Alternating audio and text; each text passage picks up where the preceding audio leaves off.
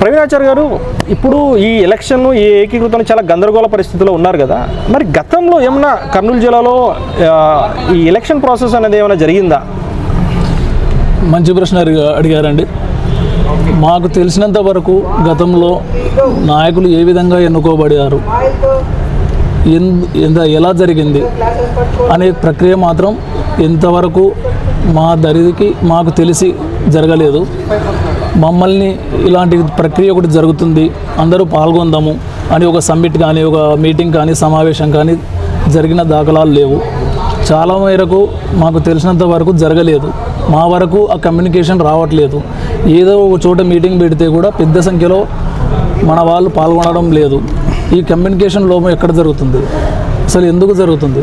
ప్రతి వ్యక్తికి దగ్గరికి ఇప్పుడు గతంలో అంటే తెలియపరచడానికి చాలా ఇబ్బందులు ఉండేవి.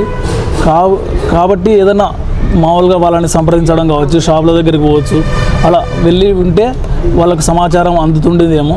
ఇప్పుడు ప్రజెంట్ అయితే ప్రతి ఒక్కరికి సోషల్ మీడియా అందుబాటులో ఉంది కాబట్టి ఖచ్చితంగా ఆ సమాచారం చేరవేరవచ్చు, తర్వాత వారి అభిప్రాయాలను తెలుసుకోవచ్చు.